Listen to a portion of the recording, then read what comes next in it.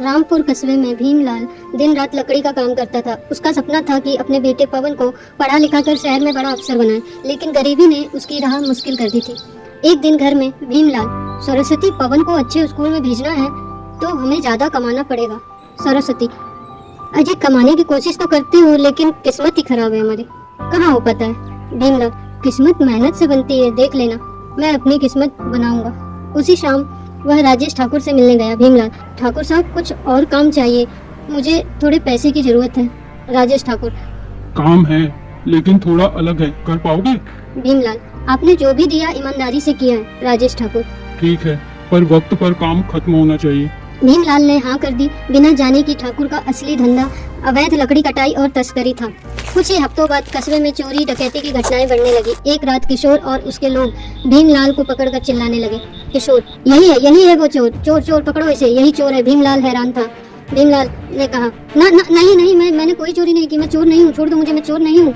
गांव वालों ने बिना सोचे बदनाम कर दिया। ठाकुर ने भी मुंह फेर लिया। राजेश ठाकुर ने कहा, भीमलाल, अब तुम्हें इस कस्बे में रहने का कोई हक नहीं, निकल जाओ यहाँ से। मजबूर होकर भीमलाल, सरस्वती और पवन कस्बा छोड़कर पहाड़ी नदी के किनारे झोपड़ी में बस गए। एक दिन रात में लकड़ी काटने निकला भीमलाल ने देखा कि ठाकुर और किशोर चोरी की लकड़ी ट्रक में भरवा रहे हैं। उसे सारा समझ आ गया कि असली चोर और गुनहगार कौन है। उसे फंसाने के पीछे इन्हीं का हाथ था ताकि असली गुनहगार छुपा रहे।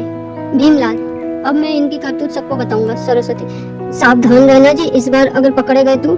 भीमलाल, इस बार डरूंगा नहीं, अब सच सामने लाऊंगा।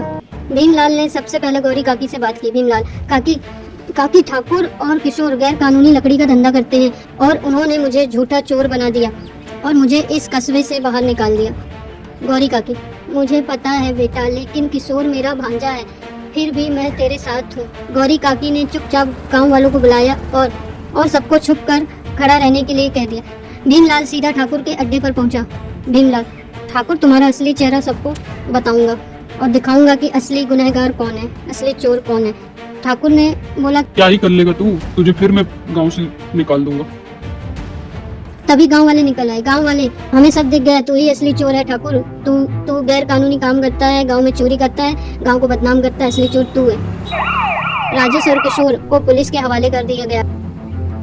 गांव ने भीमलाल से माफी मांगी और उसे फिर से कस्बे में बसाया। भीमलाल, झूठ कितना भी ताकतवर हो, सच एक दिन जीतता ही है। Thanks for watching. Please one like and subscribe.